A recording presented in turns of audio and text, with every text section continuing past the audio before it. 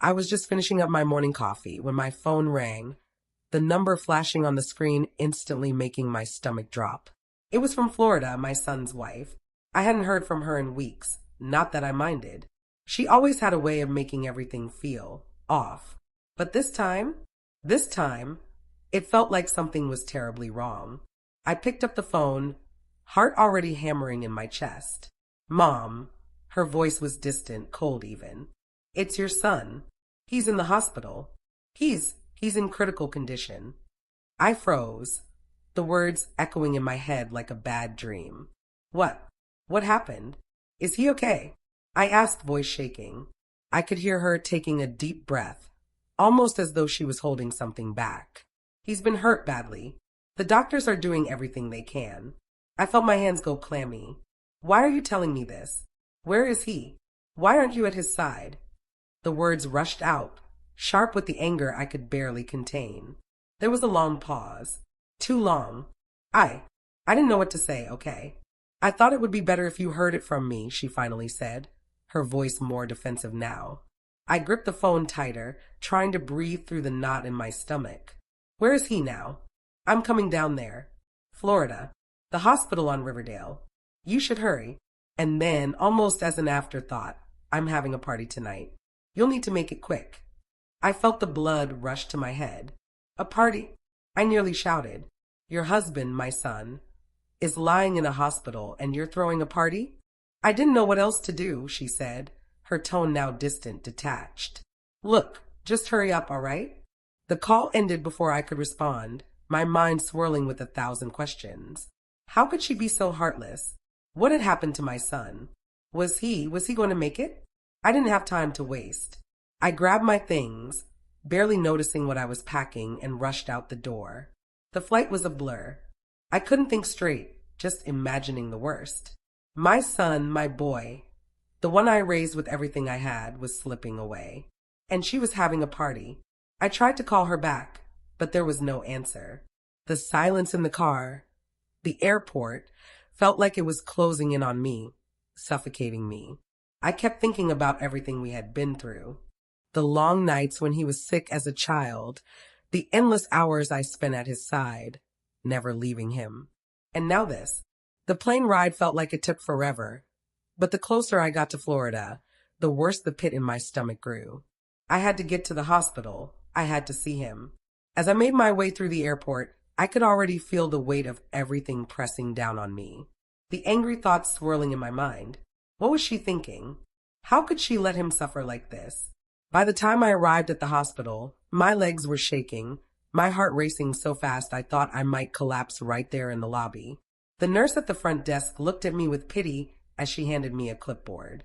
You're here to see Mr. Daniels, right? She asked, her voice too soft. I nodded, barely able to find my voice. I walked into his room, and the sight that met me almost knocked me to my knees. There he was, my son, hooked up to machines, his face pale, his body so still. I couldn't breathe, couldn't move. This wasn't supposed to happen. Not to him. Not to my boy. I whispered his name, and for a moment I thought I saw his eyes flutter just a little. But the machines kept beeping, a reminder of the life that hung by a thread. Why weren't you here? I whispered, not sure if I was asking her or him. I felt a hand on my shoulder and I spun around. A doctor, his face serious. Ma'am, we need to talk about his condition. Your family, right? I nodded, struggling to keep it together. Your son, he's fighting, the doctor said. But it's touch and go right now. I couldn't breathe. My son might not make it. And I hadn't even been there. How could this happen? Why wasn't anyone telling me what happened? I reached out to hold his hand, the coldness of his skin a stark reminder that everything had changed. No, I wouldn't let it end like this. I stood in the driveway, looking at the beach house, the place I had always taken pride in, the one place that felt like home. It was supposed to be a retreat, a safe haven, a place for me to find peace. But now, as I stood there ready to hand it over to my daughter and her new husband, it felt like nothing more than a reminder of everything I'd lost. I could still hear her voice in my head. Please, Mom, it'll be perfect for our honeymoon. I had agreed, though a part of me was seething inside. My daughter was supposed to be my everything, my heart, my soul, my pride. Yet here I was, standing alone, fixing up the house she had once loved, making it pristine for a wedding she didn't even want me at. It wasn't just about the beach house anymore. It was about all those years I'd spent raising her, sacrificing, loving her with all my heart, and now I was being pushed aside. I wiped the sweat from my forehead and took a deep breath. Just finish this, I told myself. Do it for her. It's the right thing to do. But the more I thought about it, the angrier I became. Every part of me screamed to go to that wedding, to confront her, to demand answers. How could she not invite me? How could she treat me like this after everything I had done? She wasn't just a child anymore. She was an adult, and she had made a decision that had cut me deeper than I could have imagined. I set the hammer down and wiped my hands on my jeans. I couldn't stop thinking about the years of late nights, the school plays, the homework sessions, the countless moments when I had put her before everything else in my life. And now she was throwing all that away. The thought of it made my stomach turn. She was walking down an aisle, committing herself to someone else, and I wouldn't be there to watch. I wouldn't be there to witness the happiest day of her life. And that hurt more than any of the other pain I'd ever felt. I tried to shake the anger off, reminding myself that it wasn't about me, it was about her happiness. But deep down, I knew it wasn't just the wedding. It was everything. She was my daughter, but I had become a stranger to her. I kept working, sanding down the old railing on the porch, focusing on the task at hand. But with every stroke of the sander, the hurt deepened. I was doing everything to make sure her honeymoon was perfect, all the while feeling like a ghost in my own life. Am I even worth it? I whispered aloud to the empty house. Do I even matter to her anymore? The question echoed in my mind, and I couldn't find the answer. I had done everything for her, loved her through every high and low, and yet it seemed like I wasn't enough. By the time the wedding day arrived, I had finished preparing the house, but it didn't feel like it mattered anymore. I was proud of the work I had done, but there was no sense of accomplishment. The house felt empty, even though it was perfectly furnished. I took one last look around before I left to run errands. The house was immaculate, but it felt like it didn't belong to me anymore. It was hers now, as she had taken everything. My pride, my love, my role as her mother. I wasn't just losing a place, I was losing her. And that was the hardest pill to swallow. The day of the wedding arrived, and with it, a sense of dread that I couldn't shake. It wasn't because I was angry anymore, though that anger still lingered deep inside me. No, it was something more painful, an aching emptiness. I stood in the back, my hands clutching my purse tightly. The guests were laughing, mingling, enjoying themselves. But I was outside of it all. As I watched my daughter walk down the aisle, my heart pounded painfully in my chest. There she was, the little girl I had raised, now standing before a crowd, becoming someone else's wife. She was radiant. Her wedding dress shimmered in the soft light, and for a moment, I almost forgot everything that had happened. She looked so beautiful, and I couldn't help but feel a pang of pride. She had grown up, so much more than I ever expected her to. But then it hit me again, the sharp, cold realization that I wasn't part of this moment. My place, my role in her life had been reduced to nothing. She had built this new life for herself, with her husband and his family. And I was on the sidelines, a spectator. I wanted to scream, to run down that aisle and tell her how much she had hurt me. But I stayed still. I stood there, frozen, fighting the overwhelming urge to run. She was moving forward, and I was stuck in the past. As the ceremony continued, I couldn't help but feel like an outsider. The vows were exchanged, and the crowd clapped and cheered.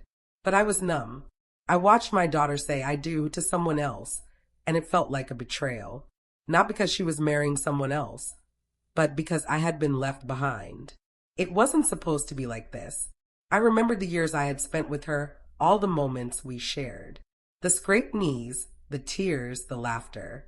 I had been her rock, the person she turned to for everything. And now, I was a distant memory, a person she could live without. I tried to smile, to feel happy for her. This was her big day after all. But all I could feel was the hollow ache inside me. Then, as the ceremony reached its peak, something shifted in me. It wasn't immediate, but slowly I began to realize something. I had been blaming her for everything: her marriage, her distancing, her decisions. But the truth was, she hadn't changed. She had simply grown up. It was me who had been stuck. Stuck in the past, holding on to who she was, instead of accepting who she had become. I had been so focused on the little girl she used to be that I couldn't see the woman she was now. She wasn't mine to keep. She had her own life, her own path. The clarity came like a punch in the gut.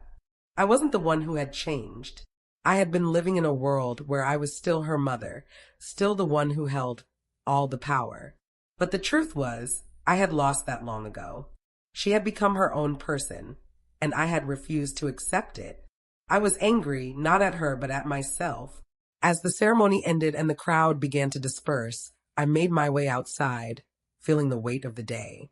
I had spent so much time resisting change that I had failed to see it had already happened. She wasn't the little girl I had raised.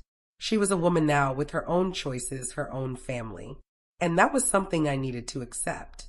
I took a deep breath, letting the wind sweep away the sorrow, the frustration, the anger. I had to let go. Let go of the past, of who she had been, and embrace the person she was becoming. It was time for me to move forward, too. The wedding was over, and I had done what I thought was right, letting her borrow the beach house, keeping my distance, accepting my place in the background. But the days after felt like a blur of emotions I couldn't quite process. I had given her everything I had, and still, I felt like I was being used. I sat in the quiet of my living room, the same room I had spent countless hours in, thinking about her, loving her, worrying about her. The empty space felt like a mirror reflecting my own emptiness. I looked around, taking in the familiar surroundings. The family photos on the walls, the old couch we used to sit on together, the little trinkets that reminded me of moments long gone. And yet, in the silence, I realized how much had changed. My daughter, the girl who once couldn't sleep without me beside her, had moved on, and I was left behind. The anger I had tried to bury started to bubble to the surface. I had let her take everything from me, and I had stayed silent. I had told myself that it was okay to be pushed aside, that it was okay to be the supporting role in her life. But that was a lie. No longer. I made a decision right then and there. She could have the beach house, but I would no longer be silent. I would no longer let her walk all over me and take what she wanted without considering the cost. It was time for me to reclaim my own life. I stood up, feeling a surge of strength that I hadn't felt in a long time. For the first time in months, I didn't feel like I was at the mercy of her choices. I was no longer going to be the shadow in her life, watching from the sidelines. I had been there for her every step of the way, but now it was my turn to take a step forward. I thought about how much I had sacrificed for her, how many things I had put on hold for her happiness, her future. I had given up parts of myself just to be the mother she needed, but I couldn't do it anymore. She was a grown woman now, and I needed to be a person too. I needed to take control of my own life, to start living for me. For the first time in years, I didn't feel the need to explain myself to her, to ask for her approval. I wasn't going to wait around for her to give me the love I so desperately wanted. It wasn't her responsibility to make me feel valued. It was mine. I walked into my bedroom, pulling open the drawer where I kept my old journals. I hadn't written in them for so long. But today I needed to. I needed to remind myself of who I was before I became just a mother. I needed to reconnect with the woman I had once been before all of this. I sat down at the desk, pen in hand, and began to write. It wasn't about my daughter anymore. It was about me. It was about finding my own voice again, my own path. For years, I had put her needs before mine. But now, I was going to start putting myself first. I didn't know where that would lead me, but it didn't matter. The only thing I knew for sure was that I was done being silent. I was done being invisible in my own life. The decision was made, and I was no longer afraid. The days after the wedding felt strangely empty. I kept busy, filling my time with things I had neglected for years. I took up painting again, something I had loved doing before motherhood had taken all my attention. I started reading novels that had been collecting dust on the shelf. I even joined a book club, meeting new people, having conversations that didn't revolve around my daughter or her needs. The honeymoon came and went, and with it, the beach house was returned. But by then, I had changed. I was no longer the woman who had sat waiting for her daughter's approval. I wasn't the silent, unnoticed presence in her life anymore. I had reclaimed my independence. I still thought about my daughter, of course, but the anger had faded. What I felt now was more of a quiet sadness, sadness for what could have been, sadness for the relationship we had lost. But I wasn't angry anymore. I wasn't bitter. I had moved forward and I had learned something valuable. I didn't need her to validate me. I was finally living for myself. Then, a few weeks later, the unexpected happened. My phone rang one evening, and I saw her name flash across the screen. I hesitated for only a moment before answering. "Mom," she said, her voice distant but familiar. "I need something from you." I felt a tightness in my chest, but I kept my voice calm. "What is it?" There was a pause, and then she spoke. "I need you to lend me the beach house again. I'm planning a weekend getaway with him." The old me would have hesitated, would have agreed, maybe even without thinking. The old me would have told herself that this was just what mothers did, that we were supposed to give, no matter the cost. But the new me? The new me didn't jump to offer what wasn't asked for. "I can't do that," I said, my voice steady but firm. There was a brief silence on the other end of the line. I could almost hear the surprise in her breath. "What?" "But Mom, it's just a weekend." "I know," I said calmly, "but you've already taken so much. I've given you everything I had, and it's never been enough. You've used me, and I can't keep doing this. I can't keep giving to someone who only takes." Her silence spoke volumes. I could feel her frustration on the other side of the phone, but I didn't back down. "I'm sorry, but I can't do it anymore," I added, my heart racing for a moment, but then the calmness returned. "I have to start living for me now." She didn't respond at first. I could hear her breathing, probably trying to figure out what to say next. Finally, after a long pause, she spoke again, her voice quieter this time. "Okay, Mom, I understand." But I wasn't sure if she really did. I hung up the phone, the weight of the conversation sinking in. For the first time in a long time, I felt a sense of power, not because I had won something, but because I had asserted myself. I had set a boundary. I had said no, and that was a victory in itself. The power had shifted. For the first time in years, I felt in control of my own life, my own choices. I no longer needed her to need me. I had something far more valuable, my own sense of self-worth, and it felt good. The months that followed were quiet. My daughter had gone on with her life, and so had I. I stayed busy with my newfound independence, focusing on things I had put off for far too long. My mornings were filled with routine, but they no longer felt like a constant ache. I no longer waited by the phone for her calls, no longer measured my worth by how much I could give. The silence between us had become a kind of peace. But one day I started hearing whispers. At first they were small, insignificant really, but they grew louder. I overheard a conversation at the grocery store. A friend of mine had run into my daughter's new husband, and he mentioned that things weren't going as smoothly as they had hoped. He said they were struggling, that she was unhappy. I told myself not to care, that it wasn't my business. After all, she had made her choices, and now she had to live with them. But even though I didn't want to admit it, a part of me felt a flicker of satisfaction. It wasn't that I wanted her to suffer, but she had treated me as though I was disposable. And now the tables had turned. As the weeks went by, more news came. Her marriage was in trouble, serious trouble. There were rumors of arguments, misunderstandings, and unmet expectations. She was frustrated, lonely, and unsure about the choices she had made. I wasn't sure how I felt about it. Part of me wanted to reach out, to offer a listening ear. After all, she was still my daughter, and despite everything, I still loved her. But another part of me wanted to let her feel the weight of her actions, to let her understand that there were consequences to the way she had treated me. I had been her constant for so many years, but when I needed her, she turned her back on me. She had pushed me aside for her new life, and I had been left to pick up the pieces. Now, it seemed, She was the one picking up her own pieces. In the quiet of my thoughts, I wondered if she would ever realize how much she had hurt me. Would she ever understand that it wasn't just about a beach house or an invitation to a wedding? It was about love, respect, and the deep bond that had once existed between us. Would she ever come to me, apologizing for the way she had treated me? But I knew deep down that I couldn't wait for her to apologize. I had already moved on. I had found my own strength, my own voice. I didn't need her to validate me anymore. Still, I couldn't help but wonder, was she learning?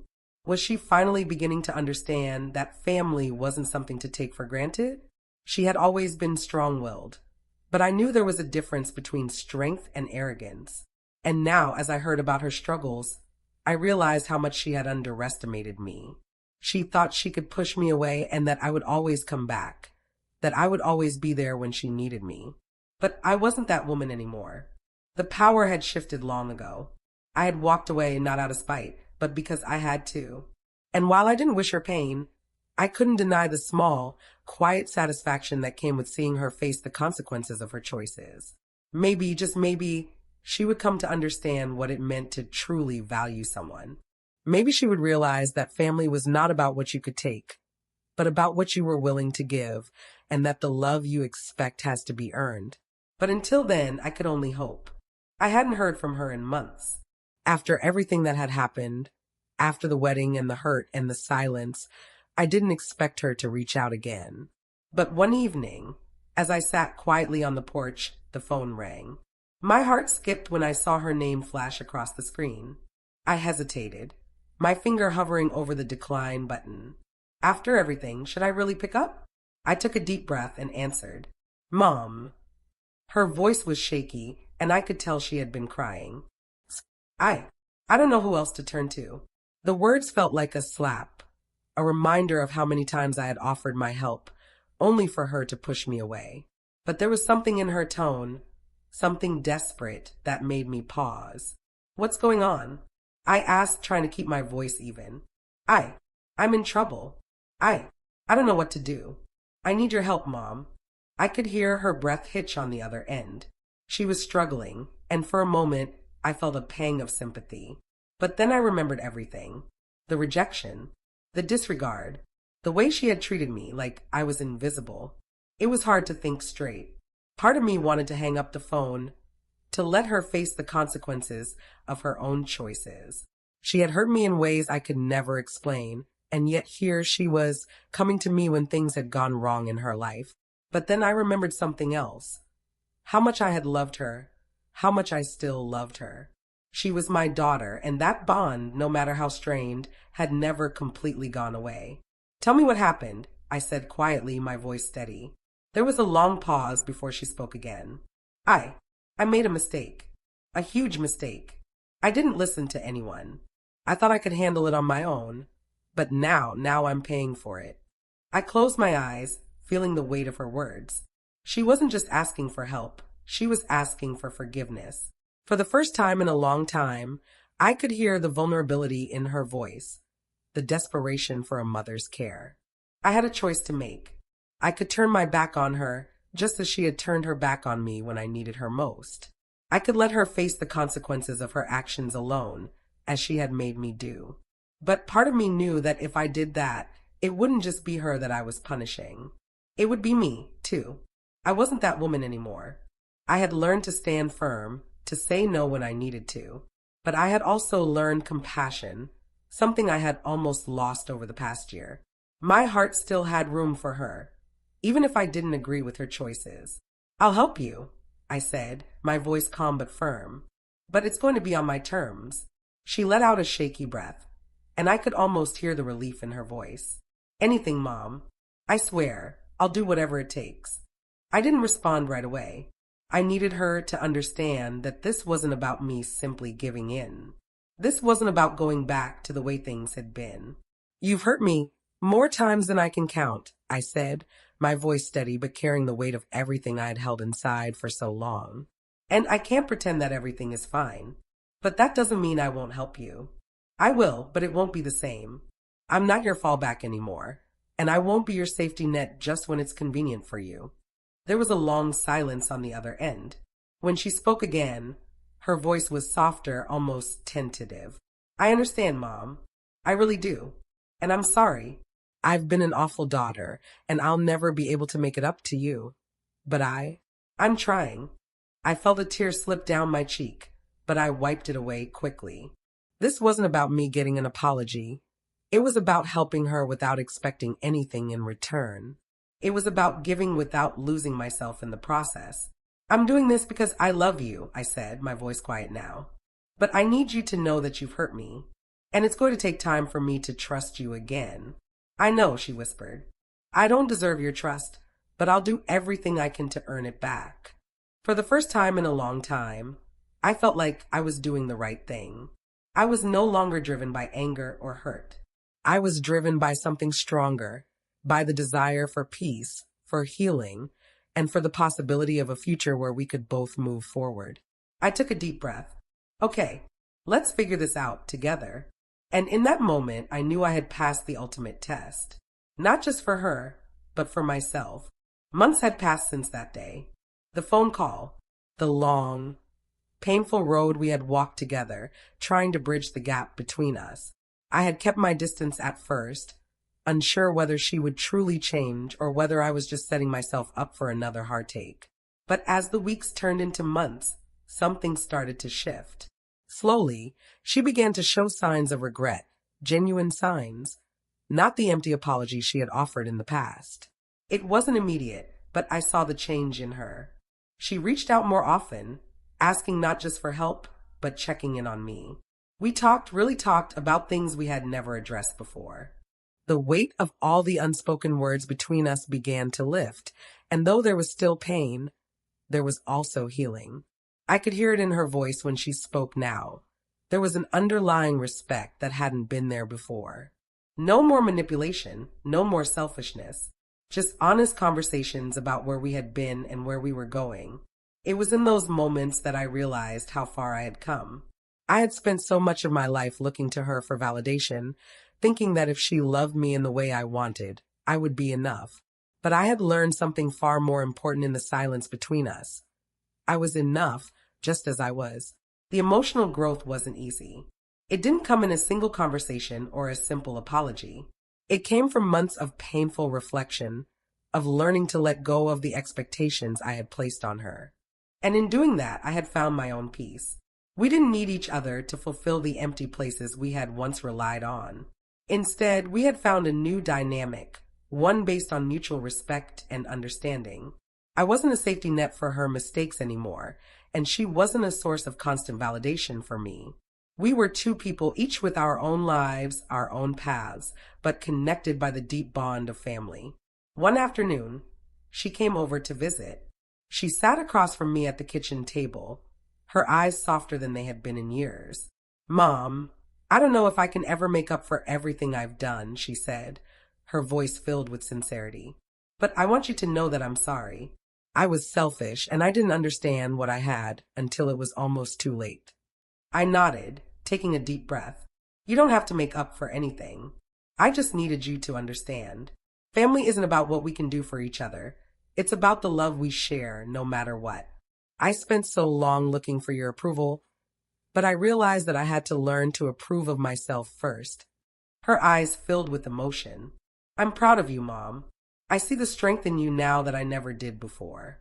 I smiled softly, my heart swelling with the realization that she had finally come to understand what I had been trying to teach her all along. "And I'm proud of you, too. It's not about being perfect. It's about growing, learning, and doing better when we know better." For the first time in a long time, I felt completely at peace.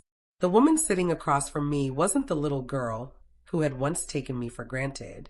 She was a grown woman, learning from her mistakes, just as I had. We didn't need to erase the past. We simply needed to understand it, accept it, and move forward together. There was still love between us, maybe a little scarred, but real. As I sat there with my daughter, I knew that this new chapter wasn't about fixing everything that had been broken. It was about accepting that things could never be the way they were, but that didn't mean they couldn't be good again. For the first time, I felt my heart light with the freedom that comes with true emotional healing. I no longer needed her to validate me. I had found my own worth, and it was something no one could take away.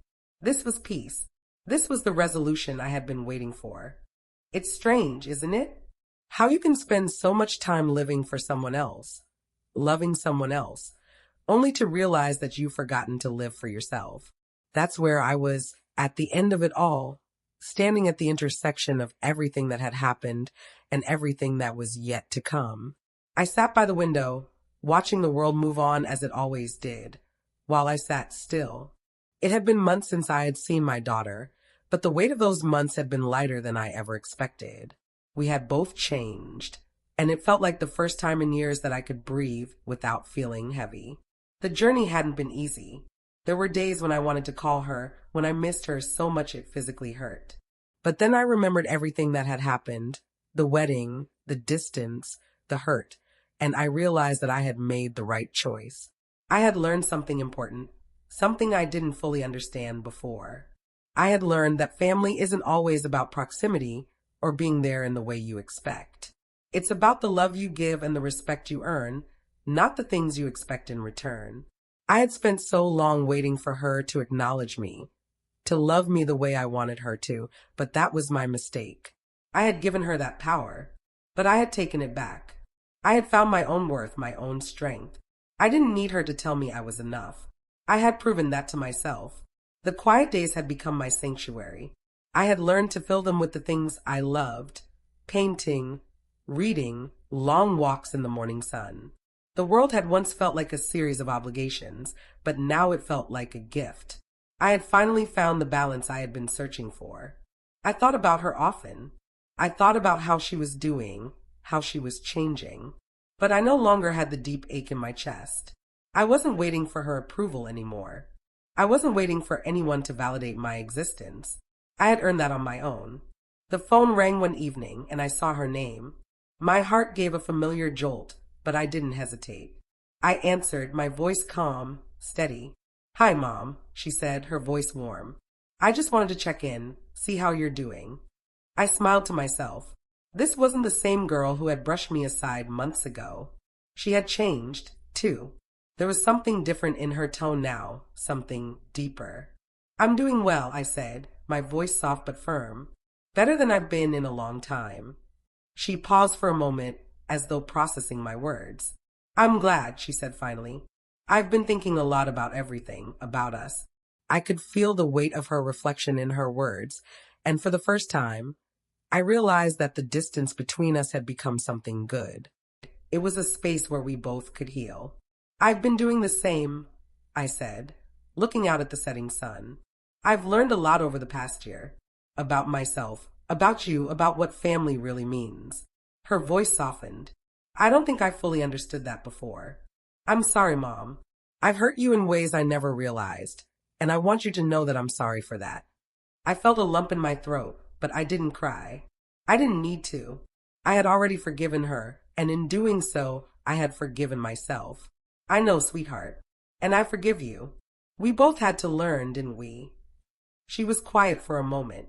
"Yeah," she said softly. "We did." The conversation shifted to lighter things after that, but there was a sense of peace between us that hadn't been there before.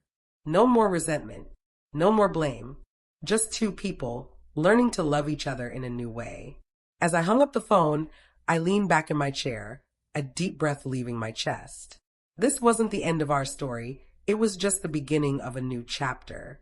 But for the first time in a long time, I felt at peace with where we were. I had done the hard work of healing. I had found my own worth, and no one could take that from me. In the end, it wasn't about what had happened to me. It was about how I had risen above it. I had survived the betrayal, the heartache, and the pain. I had transformed into someone stronger, someone who no longer needed anyone else's validation to know that I was enough. This was my redemption, my survival, and it was something no one could ever take away.